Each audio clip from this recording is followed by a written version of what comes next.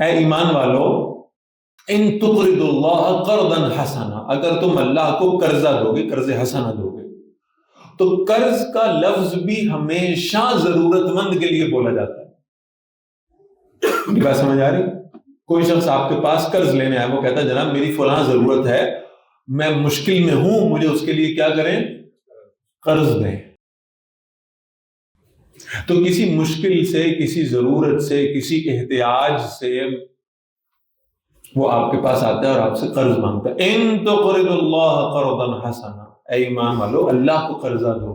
لیکن یہ جو قرض تم اللہ کو دے رہے، یہ ترغیب کا انداز ضرور ہے کہ اللہ تعالیٰ نے ترغیب دلائی ہے کہ اپنا مال اللہ کے راستے میں خرچ کر دو، لیکن یہ ذہن میں رکھنا یہ اللہ نے ترغیب کے لیے کہا ہے کہ چلو قرضہ سمجھ کے خرچ کر دو، حالانکہ اللہ کو قرضے کی ضرورت نہیں ہے۔ اللہ تعالیٰ تو آسمان و زمین کے خزانوں کے مالک ہیں، اور اللہ چاہیں تو تمہارا مال تم سے ویسے ہی واپس لے سکتے ہیں، ایک جھٹکے میں تمہارا مال تم سے واپس لے کے تمہیں زیرو کر دیں گے، یہ اللہ کے لیے کوئی مشکل نہیں ہے۔ لیکن اللہ تعالیٰ تمہیں ترغیب دینے کے لیے کہہ رہے ہیں کہ اگر تمہارا دل کھنچتا ہے اللہ کے راستے میں خرچ کرنے کو، تو چلو قرض سمجھ کے کر دو کہ ہم کئی گنا بڑھا کر اللہ سے اس کو واپس لے لیں گے، ایسے کر لو۔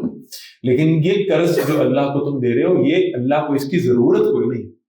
تو بعض اوقات بعض باطل فرقوں کو یہ گمان ہوا کہ قرآن کریم میں ایسی جو آیات آتی ہیں نا جس میں گمان ہوتا ہے کہ یہ جیسے محبت کی آیت ہے، جیسے قرض کی آیت ہے، تو اس سے گمان ہوتا ہے کہ یہ تو ضرورت ہے۔ تو بھائی اللہ ضرورتوں سے پاک، اللہ احتیاجوں سے پاک، اللہ مجبوریوں سے پاک۔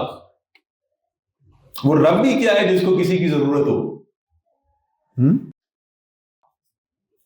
لہذا یہ بات بالکل واضح ہے کہ اللہ تعالیٰ ضرورتوں اور احتیاجوں سے پاک ہے۔ تو ایک بات ہو گئی، لا یحتاج الی شیء، اللہ تعالیٰ کو کسی شے کی کوئی احتیاج، کوئی ضرورت نہیں۔ پھر لیس کمثلہ شیء، پھر مشبہہ کا رد ہو گیا، وہ جو اللہ کے بارے میں کہتے ہیں کہ مخلوق بھی بعض اوقات اللہ کے مشابہ ہوتی ہے معاذ اللہ، ان کا رد ہو گیا کہ اللہ کی مثال، اللہ کی مشابہت نہیں ہو سکتی۔ وَهُوَ السَّمِيعُ الْبَصِيرُ، اور اللہ سننے والے ہیں، دیکھنے والے ہیں، ہمیشہ سننے والے، ہمیشہ دیکھنے والے۔